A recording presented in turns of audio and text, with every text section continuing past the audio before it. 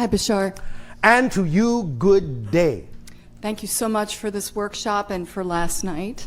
You are welcome. I have a friend who has been attending your seminars and sessions for many years. Yes. And he decided that his excitement was to spend all of his time studying this information to find out his true excitement in life and what he wants to do. All right.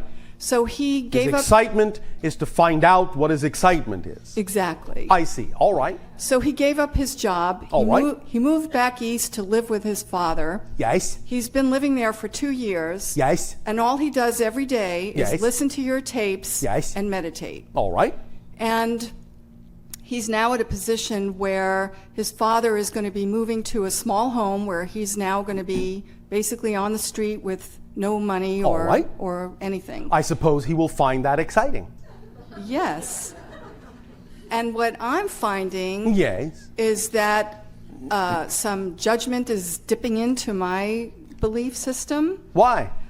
I've been helping him to share some of this information with him. Yes. And because I'm realizing that my core belief system, which I was given through my parents, Yes. is that you have to work hard to get your goals. I see. And I do work very hard, but Yes. it's also my play. Yes. And so I find... When it is play, automatically people will work at it. It won't be an effort. It will just be hard work because they don't want to do anything else. Right. So I'm following my joy and I'm doing what I like to do, what I all love right. to do. But I find myself resisting giving this information to him because I'm finding that I feel in my belief now that Yes. he needs to stand on his own and not All right. worship you. That does not necessarily have to be a representation of judgment. It can simply be what you might call an astute observation of what we already pointed out. He's not actually, so to speak, acting on his excitement. He's using his excitement to find out what his excitement is. And in a sense, he is removing himself one step from the actual doing of something that he might actually find will support him. Although it's not impossible that what he's doing will support him, his belief systems may make it more difficult for that to support him until he realizes it's all about actually doing what excites you rather than doing what excites you to figure out what excites you. Right. But the idea of no longer feeding him the information might be an astute observation that will give him an opportunity to recognize he needs to move to the next stage and realize he can find his excitement much more easily than he thinks and not spend so much time simply looking for it. Okay. Does that help you? It does. Thank you so much. You are welcome.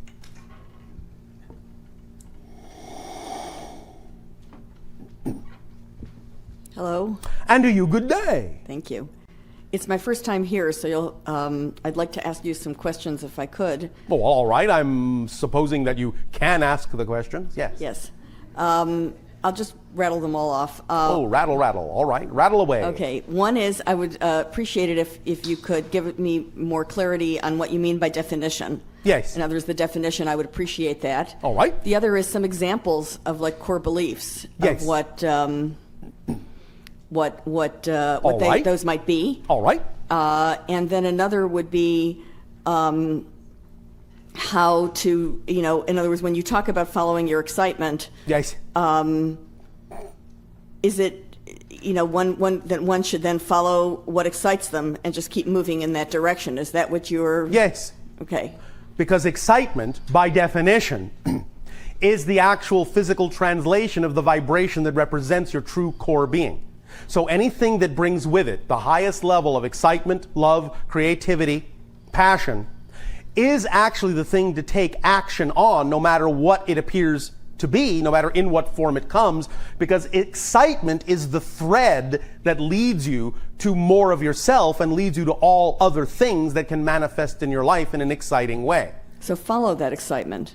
By acting on it, yes. Mm-hmm, by acting on it. That's the thread to follow. Not how things look on the surface, not what the ego thinks is connected as the next thing you're supposed to be doing, but the things that come to you that contain the highest joy is the signpost, is the marker of the next thing to do. And even though it may not, from your physical mentality point of view, seem like the quickest path, it actually is.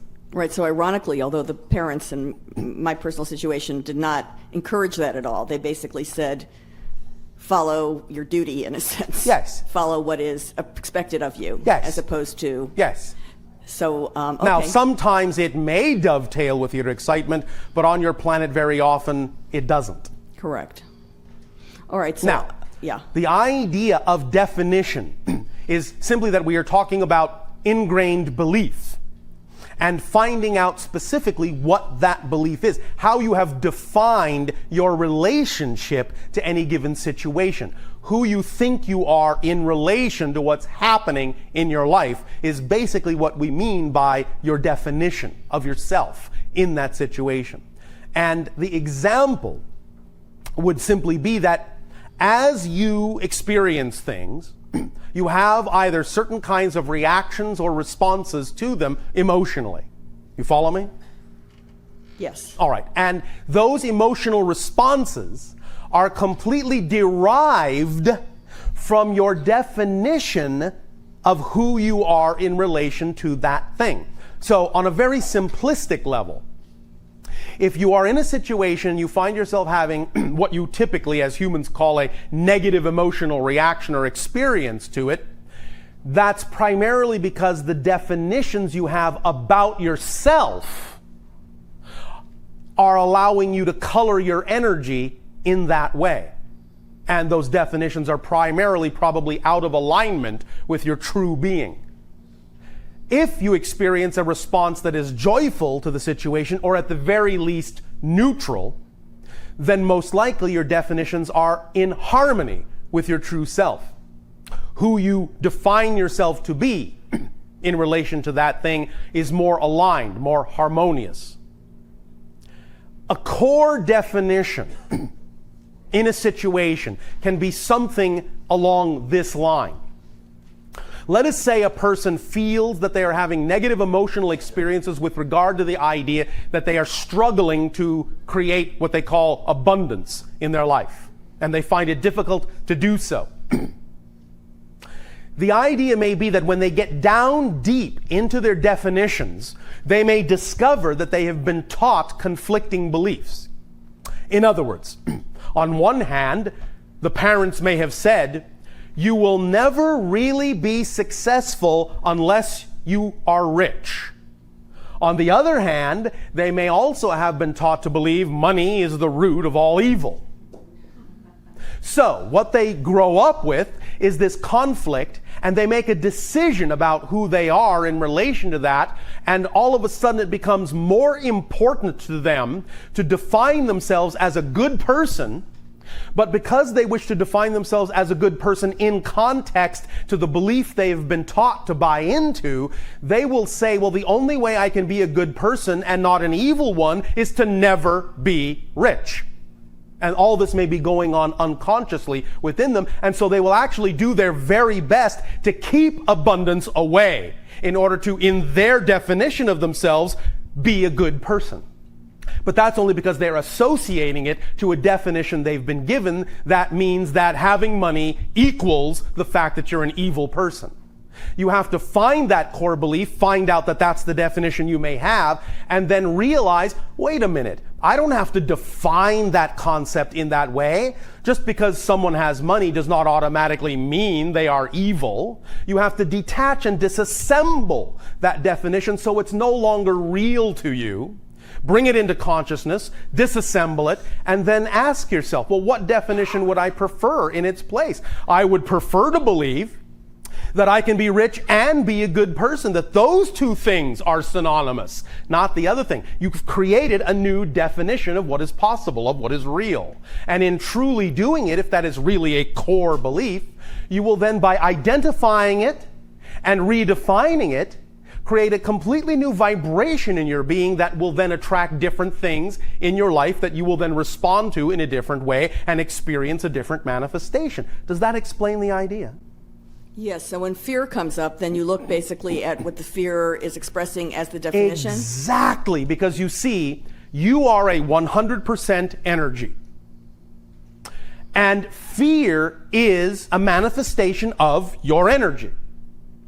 You experience that energy as fear by knowing that you have, or by understanding that it's only experienced as fear because it's being run through or being flowed through definitions that are out of alignment with your true self. You experience the very same energy as joy when you then run that energy through belief systems and definitions that are in alignment with your true self.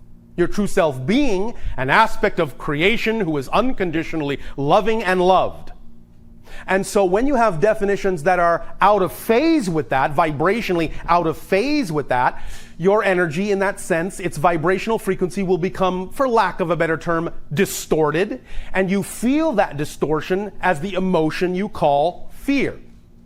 But that's a good thing, because if you do have those distortions, fear is the alarm bell that knocks on your door and wakes you up and says, hey, I'm letting you know in no uncertain terms, because you can't ignore me, that you have a definition that's out of whack, out of alignment with your true self. And so I'm giving you an opportunity to find out what that is, and therefore the fear has served a positive purpose. And using fear that way, redefining fear in a good way, in a positive way, is the first step toward changing definitions all the way down the line. Anything that comes to you is a messenger with information about more of who you are. And if you use every experience that way, by redefining it that way, then you will experience it that way, and it will take you further and deeper into yourself to discover more and more and more of what it is that makes you tick as a personality.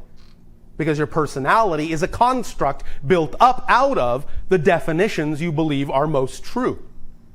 And definitions always give rise to emotions, which always give rise to behavior. You cannot express a behavior without having a feeling, and you cannot experience a feeling without having a definition.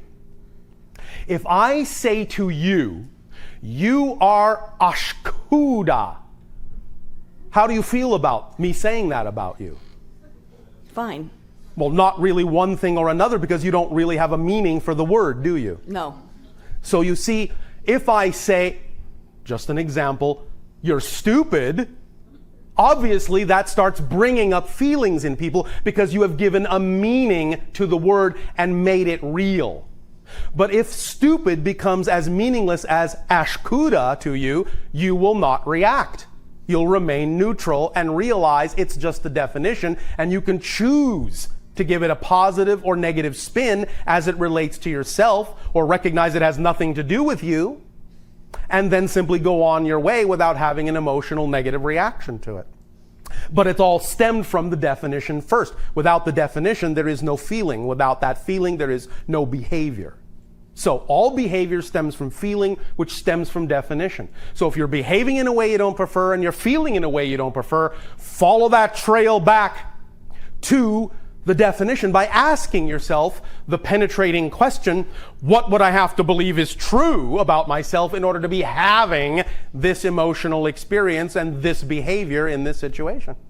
And that will be the first step towards disassembling that definition and digging down deeper to the core, because there may be something else under that that will support that idea. So, going back to the idea of the definition that equated being evil with having money and moving things away from yourself that would cause abundance, there may even be a deeper belief that allows you to perpetuate that allows you to even consider that belief as being real. And the deeper belief may have to do with things like your own sense of self-worth. Well, I may intellectually understand that it doesn't mean you're automatically evil when you're rich, but I still can't seem to break through that idea of attracting abundance to myself. Well, maybe there's a deeper core issue even underlying that has to do with believing whether or not you're even worthy to try. You understand? Mm-hmm. Is this helping clarify the idea? Yes, it's helping to clarify the idea, and then the best way then to handle that is to then look and see what those beliefs are. Well, yes, I mean, the best way is whatever is your way. We are giving you ideas that you can use as tools, but of course your imagination will adapt them. But generally speaking, on a fundamental level, yes, it is important, because you are a physical personality construct, it is important to find out what you're actually made of in order to adjust the construct that you are, the three-sided construct of definitions, emotions, and behaviors. You have to know what you're made of. So getting in touch with the fundamental definitions is like going back to the blueprint. If the house is leaning sideways and the materials it's made out of are shoddy, go back to the original blueprint and say, well, I can see that there's something here that's off in the blueprint. And that's why the workers brought shoddy materials, and that's why the house is leaning. If I correct the blueprint and say, no, get this material and build it this way, then they will bring in stronger materials and the house will stand straight. You follow me? Yes, and then start acting as if, in other words. Well, of course, because it is. You act as if because it is. And that automatically changes the vibration of That changes the vibration. And then the last step you need to be aware of is to make sure you understand that physical reality is just a mirror, but that it's not always one-to-one, that it's neutral as a set of props. So, in other words, knowing that you're changing your vibrational frequency, knowing that you are changing your reality, does not always mean you will immediately see a change in the circumstance, in the set of props around you, outside of you. The first stage in truly expressing that you know you have changed, acting as if, you say, is to respond differently to the same situation than you did before. By responding differently to the same appearing situation than you did before, that is when you give the situation leave to then be more truly reflective of the change that has happened within you, because now there is conviction in you that you've changed, regardless of what things look like on the outside. You now know that things on the outside are just neutral props, devoid of meaning, no built-in meaning, that you determine the meaning. So even though it may look the same, you're now saying, I am giving it a different definition. I now know it's not an interruption or an obstacle. I now know it's part of my path and it serves me in a positive way. I'm redefining it. And by responding differently to it, then it has the best opportunity to actually change the outside reflection. But the first step is not the outside changing.